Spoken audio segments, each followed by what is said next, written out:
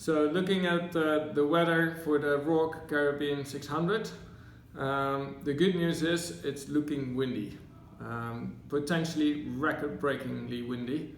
So the big boys will be happy with that.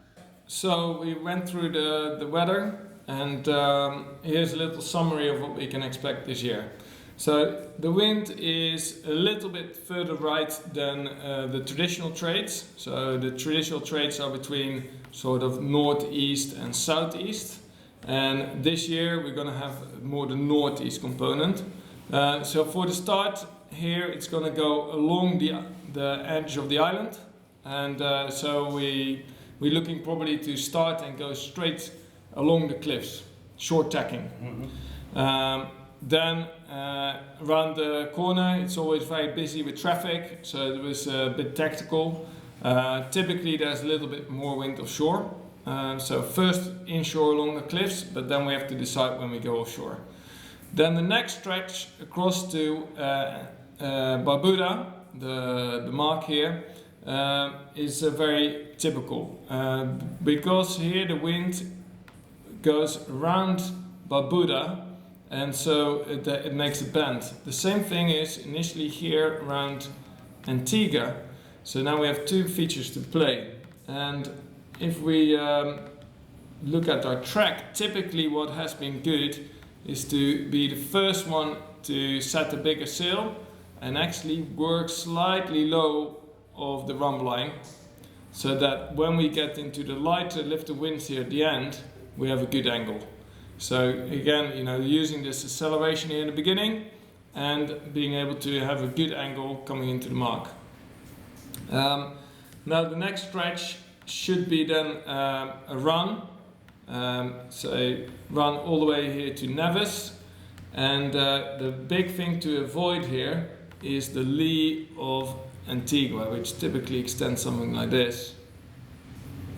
So the winning strategies the last years have been going sort of first initially back into the fan that's here, the squeeze between the two islands, and then judging when you want to jibe back in, and here use again the acceleration around Nevis. We've seen last years that boats that have come in from offshore lose, because we get a nice wind bend here around the island, so you want to be inshore here. So typically we end up here in the evening, nighttime, and again, because we have this lee of Nevis, you have to be a bit careful. There can be clouds that are stuck to the island, and this is a bit of luck, a bit of positioning, how to get through there. Typically you want to make sure that you're a little bit offshore here, and then work back onto the rumble line to Saba. Again, the dangerous parts here, Eustacia has some pretty light, bad zones here, and with clouds. So if there's a lot of cloud activity, you want to go even further below the rumble line. Saba is amazing, it's a really big, tall, round volcano, and the wind just comes right around it. And typically, people think, oh, I have to go really far off the island, but actually the opposite is true. You want to go as close as you dare, which is quite spectacular because the island is so tall. It's about 3,000 meters.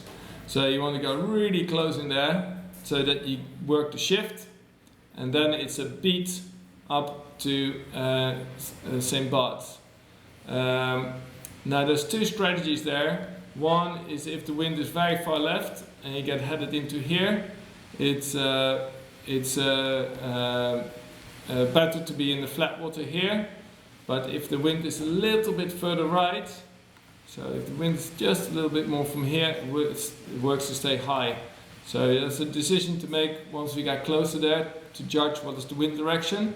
Do we go for the shift here on the left, or do we stay high? Basically, that call we have to make here at Saba. So, decision time. Okay, then around St. Bart's, typically all night time, short beat. There are some hidden rocks here, so we have to be very careful.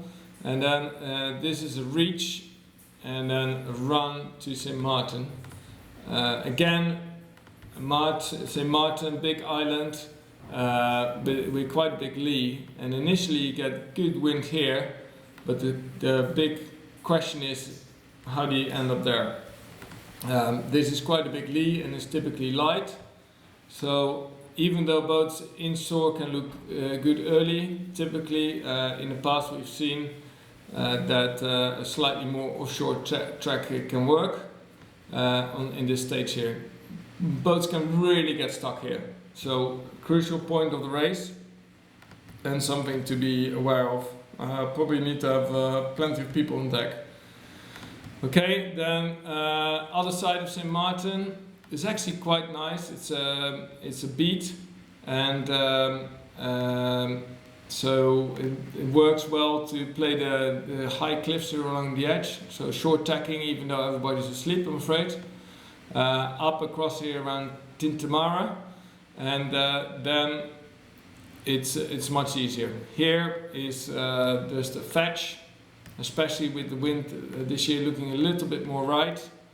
It will be a reach or a fetch on the jib. So this is where we're going to get rest, and we should see some daytime coming.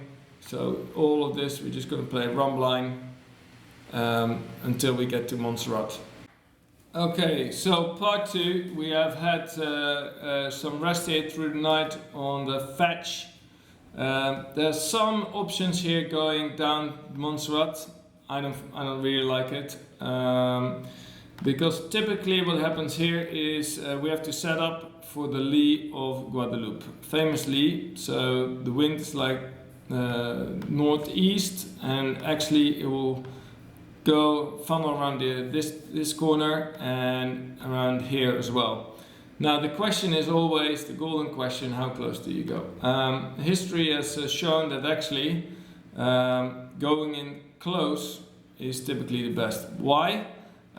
Two things. One is the lee, because the island is so high, especially the southern part, is not just extending here, it's actually extending way out there. So if you want to go really far out, you have to go way out. So that's going to be too much of a detour, and also you end up upwind here. So the question is now you're going close, but how close? Well, actually in the daytime what happens is that in this side of the island, not only do you get a lee, but you get a little bit of a sea breeze.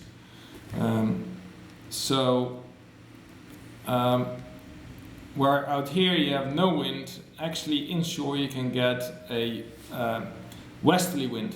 So a sea breeze, which is strongest inshore, and again that will help the inshore boats. So of course there's a bit of a roll of the dice because it's a lee and they're pretty random. The more northeast the wind is, the longer you can play this side, and the further offshore you can be here, because then the lee will actually extend here on the southern side. The more southeast, the more inshore you want to be to make sure you're in here for the shift. So at daylight typically boats will come out here in the evening, at least the 72s, and this is typically a windy little fetch, and then we get the beat up here. So pretty brutal beat, especially with the 25 knot winds that we are expecting, and there's some pretty nasty waves. So generally the wind is just straight through, and there's more wind in the middle. There is a bit of a lee here of this island, which can cause some trouble. So going early on the right hand side can be troublesome. And if the wind is right, which is sort of what we're forecasting, you can get a nice corner effect here. So the top left could be good. And we've seen that in the past. It's nice and flat in here, and boats that go in here can really gain. Now this is not the case if the wind is more southeast, because then actually the right hand side plays. So Just like the beat to St. Bart's, it's really a question how far left is this wind. If the further left, the stronger this left hand corner. The further right, the more important it is to play this right hand side. Pretty steep, nasty seas here around the Desirade, around the corner, and we're nighttime again, so always hectic and not much fun. Also in these big seas we have to peel sails to a big reaching sail, so plenty to do here. Now here along here it's just look like rump line, but actually there's been some gains and losses here in the past. The danger is twofold. One is if you go too far down, you end up actually in more headed winds. So if we do that with the arrow, the wind would actually go here around Antigua, and you end up with more left wind than if you stay higher. So if you go too low early, you end up in a trap here. So conventional wisdom, even if it's slower, because you're going at a higher angle, you want to stay high. Until we are back to where we were at the start, we want to actually go low again, low of rump line for the lifty at the end. So bit of a balancing act, initially staying high and then later coming low. But typically okay. My big worry is that it will be very squally, and so managing sail combinations here is going to be quite important. Probably reefs in and out at night time, always fun. Okay, so then this bit here is a reach, and sail choice is going to be really important. Also because we want to cross the lee of Antigua now, we have to be careful, because when you think you're on the right sail here, which is a spinnaker typically, all of a sudden in the lee you can get a big header because the wind here is coming on the other side of Antigua. So this could be quite crucial to be ready with the right sail. All good fun.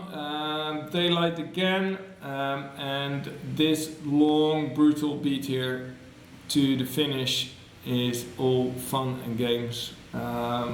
It's just the last 30 miles that you want to have us downwind, but unfortunately the beer is upwind. So there you go, around the bottom. Pretty open beat in the beginning. Again, there are some options here with where this conversion zone is. There can be wavering around, and especially if it's a bit more northeast, the wind, it actually can be right in the middle of the beat. So how do you deal with that? Typically the edge will have some nice shifts, so you can play it. Some boats have gone way out here on the right hand side. Has rarely worked. So even though it's not much fun because you're short tacking all the time, that's the game of play. So short tacking along the lee, and then along the cliffs here of Antigua and the reef, there's some relief here with current as well as nice funneling. So tuck in nice and close to the edge of the cliffs, and the last miles can give you some good gains right until you get to the finish.